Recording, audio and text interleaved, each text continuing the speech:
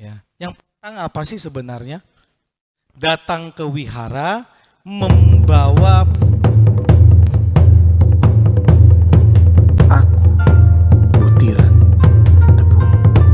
Selamat malam semuanya. Tachia Ami Topo. Hari ini kita di Wihara Arya Dharma Jayapura. Mungkin untuk pertama kali kita melakukan upacara Cengbeng. Cengbeng itu sebenarnya satu tradisi yang berasal dari tanah leluhur di Cungkok sana. Ya, ada beberapa kisah sebenarnya, tapi kisah yang paling apik adalah kisah seorang anak desa petani yang kemudian menjadi seorang jenderal dan kemudian menjadi seorang raja. Ketika dia menjadi seorang raja, dia ingin mencari kuburan orang tuanya di kampung, tapi kuburannya itu nggak ditemukan karena sudah balik kampung, orang tuanya sudah meninggal. Dulu kan pergi ke kota jauh, tidak ada WA, tidak ada Telegram, tidak ada Facebook, Instagram, ya kan? Akhirnya pulang, sudah jadi orang, sudah jadi raja, pulang, tuanya sudah meninggal, rumah sudah kosong. Ditanya penduduk, mana kuburan orang tua saya? Tidak ada yang tahu. Kemudian dengan sedih raja ini pulang ke kerajaan, bertanya kepada Perdana Menterinya dan para menterinya, kemudian ada yang mengusulkan. Semua orang yang punya kuburan di kampungnya itu yang punya dibersihkan dan ditandai pakai kertas di atas bongpainya. Artinya itu sudah punya keluarga. Nah, kemudian raja ini berpikir ini ide yang cemerlang. Kemudian dilakukanlah itu di kampungnya. Ternyata ada dua kuburan yang tidak dibersihkan. Itu kuburan dari kedua orang tuanya. Sejak itulah tradisi Cengbeng mulai dilakukan. Makanya kenapa kalau Cengbeng itu ada bawa kertas, taruh kertas di atasnya, artinya sudah ada keluarga yang datang membersihkan. Cengbeng. Ceng artinya bersih, jernih.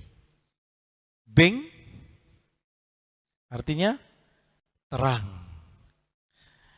Secara harfiah, Cengbeng itu diartinya membersihkan kuburan yang penuh dengan sumak belukar menjadi terang benderang. Tetapi secara filosofi bahwa Cengbeng itu bukan hanya membersihkan kuburan sebenarnya. Kalau kita pahami secara mendalam, Ceng bersih, kita harus punya hati yang bersih, hati yang jernih, batin yang bersih dan jernih. Ya, jadi datang ke kuburan bukan hanya bersih, tapi kita harus punya batin dan hati yang jernih. Kemudian beng, punya pandangan yang terang, punya sesuatu yang memang sesuai, apalagi kita Buddhis, sesuai dengan Dharma ketika datang ke kuburan tersebut. Kenapa kita lakukan Cengbeng ini di wihara pada hari ini? Ya. Saat kita menulis nama almarhum atau kita berdedikasi berdana atas nama almarhum atau mendiang leluhur-leluhur kita, artinya kita sudah melakukan satu bentuk kebajikan berdana kepada wihara atas nama leluhur kita. Dana yang masuk kan kebutuhan wihara. Nah, ada yang bertanya, Bante, Suhu, ini nama kita tulis, nanti datang makan kah? Mereka datang minum kah? Apakah mereka bisa datang untuk menikmati makanan kita? Ketika pertanyaan ini muncul, maka saya akan memberikan satu jawaban ya sesuai dengan pandangan Buddhis, bukan pandangan tradisi. Kita menulis nama leluhur, kita menulis nama orang-orang yang kita cintai, ya, itu dengan harapan jikalau mereka terjatuh di alam rendah, khususnya di alam peta, mereka itu bisa datang untuk menikmati makanan-makanan yang kita sajikan atau persembahkan. Namun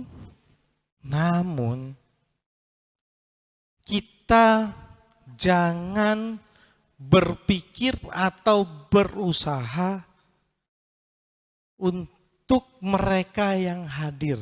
Misalnya saya tulis nama papa saya, mama saya, ada nenek saya, angkong saya berusaha, akong, ama, papa, mama, laicia ya. Datang makan ya. Artinya apa?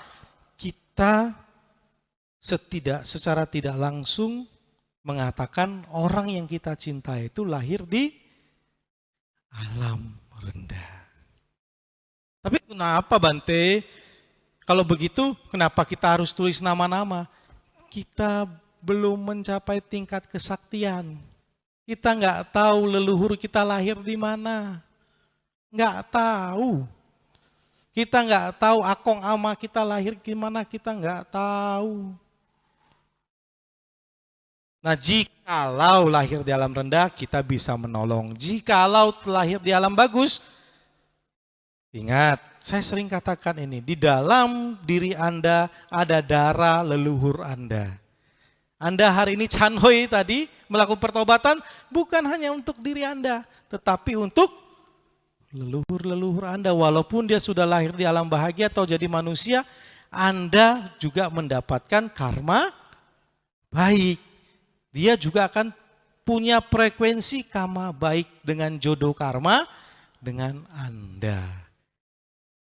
Tidak ada hutang karma masa lampau yang tidak baik.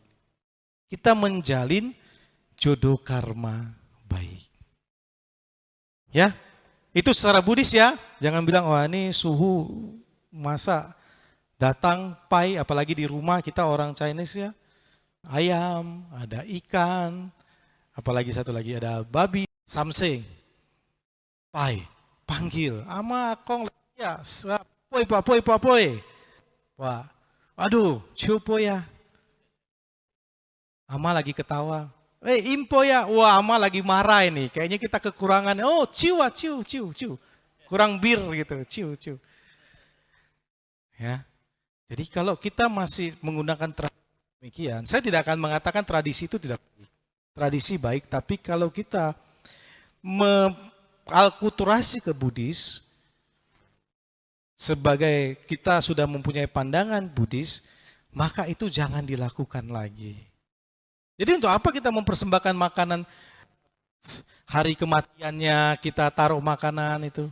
Apakah tidak boleh? Secara Buddhis boleh. Taruh makanan, persembahkan makanan. Untuk apa?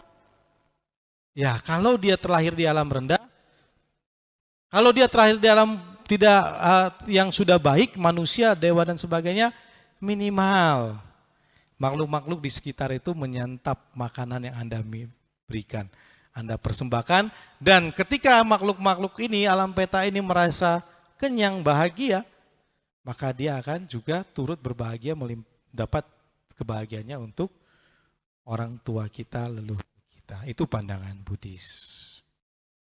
Ya. Nah, Bante, Hamisua, kenapa tidak ini ulambana lagi? Cengbeng ini enggak bakar-bakar apa? Kertas, mobil, Alphard, apalagi Jaguar, apalagi rumah gedung dan sebagainya. Kenapa? Kita enggak ada melakukan itu. Bukan mengatakan itu tidak baik, tidak benar. Enggak. Bukan menyalahkan, tidak. Tapi secara pandangan Buddhis, uang yang dibelikan barang-barang itu, alangkah baiknya kita persembahkan, kita dapatkan seperti dana pelita. Nah, pelita itu bukan hanya pelita yang begini. Penerangan ini pelita loh, lampu ini pelita loh. Ya. Oh, saya mau berdana pelita. Oh, listrik wihara. Itu dana pelita. Tanpa ada listrik malam ini kita gelap-gelapan. Ya zaman dulu, zaman Buddha, pelita untuk menerangi. Sekarang butuh listrik. Alangkah baiknya yang tadi kita belikan, kasih dana ke wihara untuk listrik. Ngomong begini nanti besok sudah dana listrik. Ya, boleh dana-dana yang lain untuk wihara. Tapi boleh nggak bakar? Boleh. Saya tidak melarang. Ya karena orang yang sudah biasa itu punya simli. Simli apa ya bahasanya? Simli itu perasaan, nggak enakan. Kalau saya nggak bakar, rasanya kekurangan nanti di situ dia mau jajan apa gitu. Dia gimana mau makannya nanti gitu. Ya, suhu saya bakar sedikit boleh. Silakan supaya tenang hati kita. Supaya simsonga lianga, tenang. Ya, saya yakin pasti begitu. Saya boleh. Tapi jangan bakar yang satu truk. Beli satu truk bakar jangan. Ya, sampailah simsong aja lah sampai kita senang. Ya sudah. Ya. Nah, ini yang kita harus punya pandangan seperti ini. Ketika kita sudah belajar Buddhis, kita akan lebih ke praktek spiritualnya. Makanya Bante Sunanda sering datang ngajari sini meditasi. Ikuti. Kemarin berapa? Banyak ya saya lihat ikut. Gunanya untuk apa? Untuk diri Anda sendiri. Dan ketika Anda praktek itu, dharma apapun yang Anda praktekkan dan Anda punya lahir atau timbul rasa bahagia itu, itulah yang bisa dipersembahkan jasa-jasa kebajikannya kepada leluhur kita. Makanya tadi saya katakan, terakhir ke sana, Kamtung punya hati yang tersentuh sekali, selesai. Seperti saya, bukan mendapatkan sesuatu ya, tapi yang tidak bisa diungkapkan gitu. Hati yang penuh sukacita, bahasa ininya. Ya, saya nggak tahu kalau Anda ini hal yang sama seperti saya atau tidak. Yang kita persembahkan ini boleh nggak dimakan? Ini boleh. Nah ini makanan-makanan ini kan masih baru. Boleh nanti segera diambil, kasih ke mereka-mereka yang ada di jalan apa semua yang membutuhkan, makan saja. Ini makanan-makanan. Kan baik. Oh udah pai silang lewat, tidak. Silakan kasih. Ya, buahnya boleh makan, minumannya boleh, tapi jangan berebut. Ya, jadi ini boleh dimakan, tidak ada pantang, bo pantang ya. Ya, lang pai foi lang bo pantang. Kita belajar Buddha Dharma pantang. Ya, yang pantang apa sih sebenarnya? Datang ke wihara membawa pikiran dendam, membawa pikiran benci, membawa pikiran iri. Itu yang pantang, itu yang tidak boleh. Masuk ke pintu gerbang wihara Arya Dharma, masuk ke pintu sini, bebaskanlah. Bebaskanlah hati Anda, batin Anda dari kebencian, rasa tidak suka kepada orang lain. Setiap minggu kebaktian, sabe sata bawantu, semoga semua makhluk, kecuali orang di samping saya. Karena saya nggak suka gitu. Ya, lihat mobilnya aja, aduh, icia, mobil kok uti. Lihat sandalnya, aduh, ada dia. Sandalnya digigit Milo, aduh saya bahagia. Ya, itu yang pantang. Kalau mau artikan pantang itu sebenarnya. Kita datang ke wihara, jernihkan, lepaskan semua hal-hal negatif seperti itu. Berikan setangkai kuntum bunga teratai kepada sahabat-sahabat kita yang ada di wihara. Bagaimana caranya? Anjali. Ini kuntum bunga teratai untuk Anda calon Buddha. Amitofo, Namo Buddhaya, Sesong, Secie. Bayangkan ketika Anda mengucapkan Namo Buddhaya, Amitofo tersenyum, oh itu orang yang menerima itu bahagia. Ketika bahagia, Anda juga bahagia. Tapi, kalau sama orang yang tidak saya sukai gimana? Saya ngomong Amitofo, dia buang muka. Enggak apa-apa. Kita kan sudah mempersembahkan sekuntum bunga teratai kepada calon Buddha. Kalau dia nggak terima, ya kita ambil balik, kita punya. Jangan ngedumel.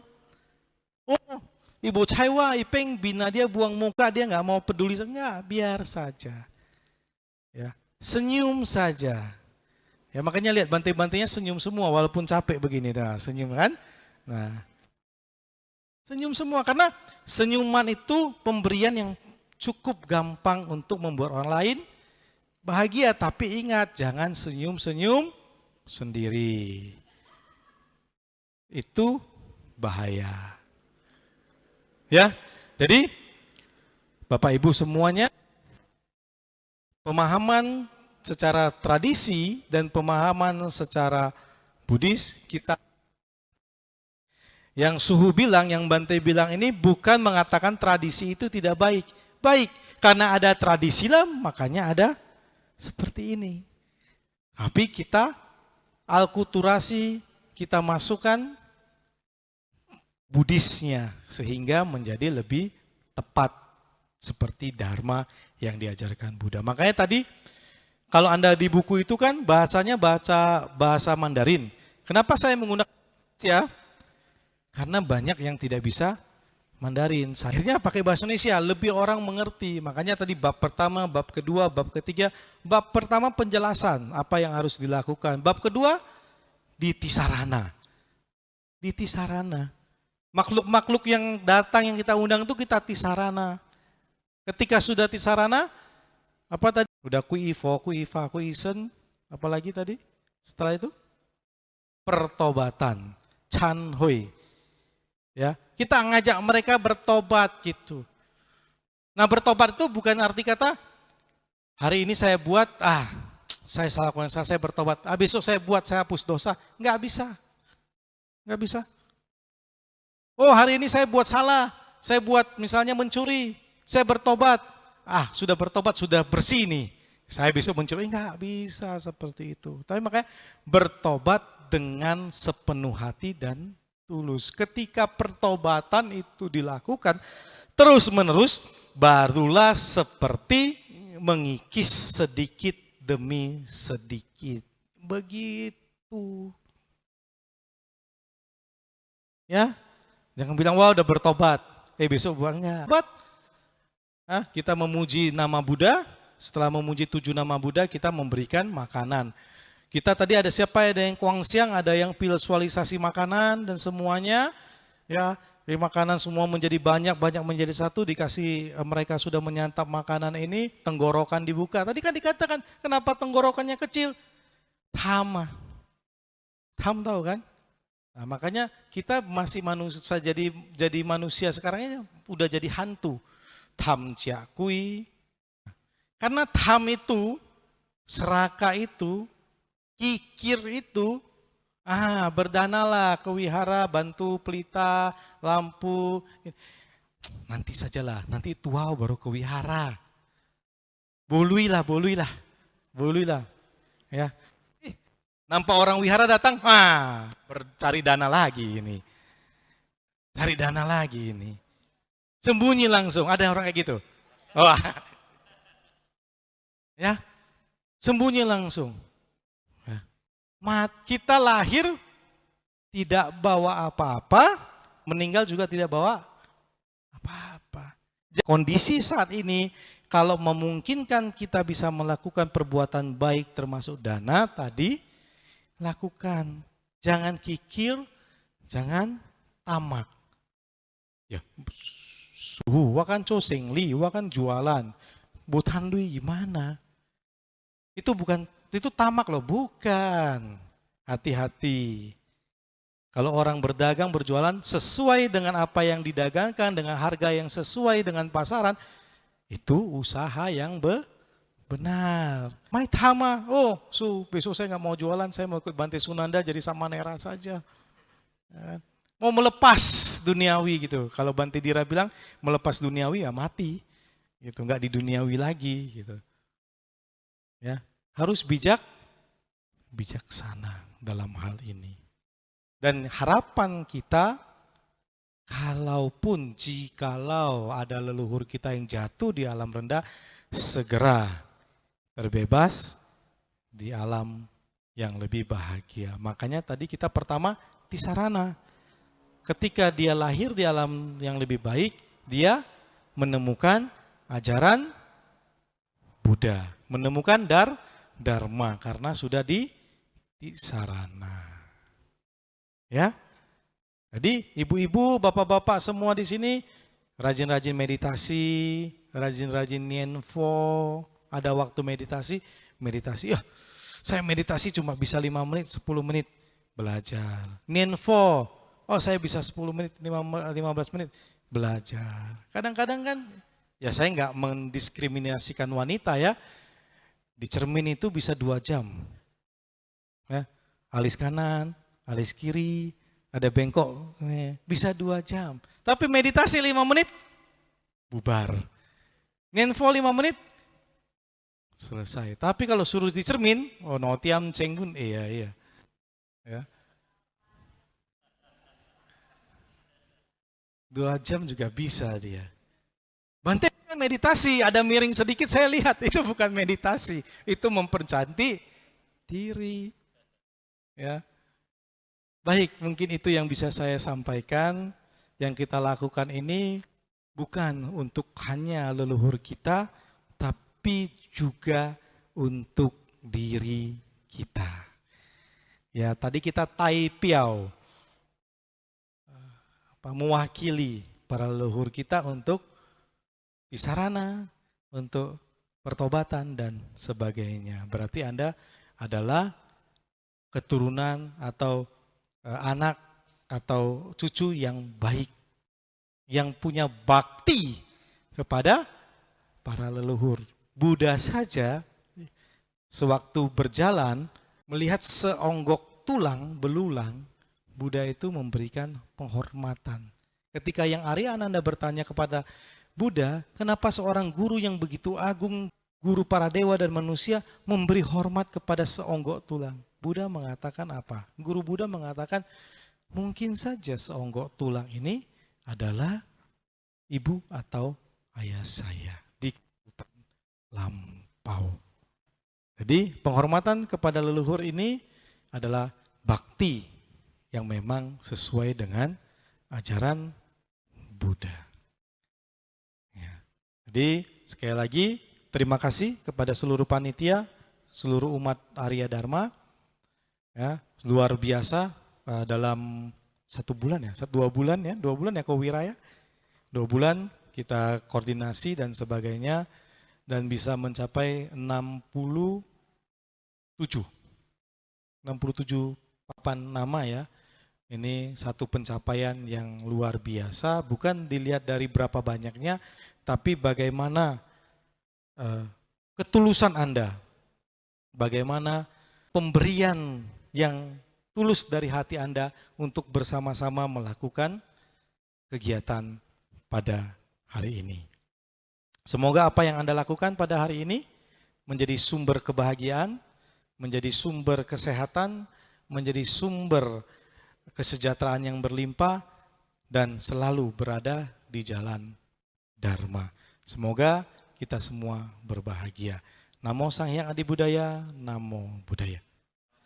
Tachia Ami Tofo. Dari panitia ada yang mau ngomong?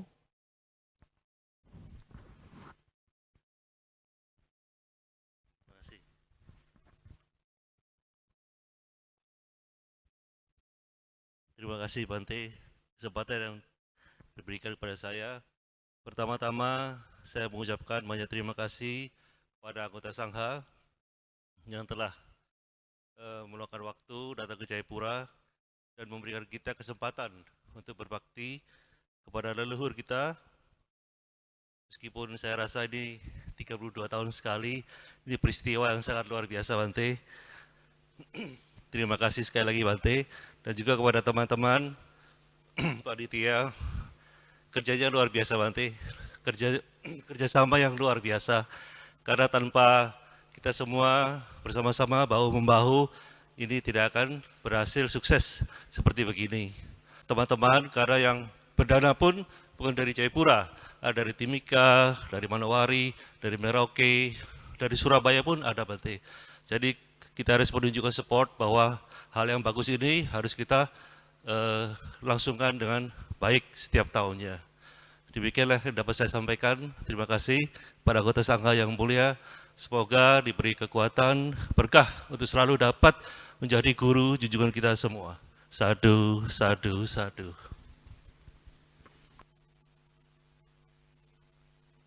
Marilah kita memberikan penghormatan kepada anggota Sangha dengan memberikan namaskara sebanyak 3 kali.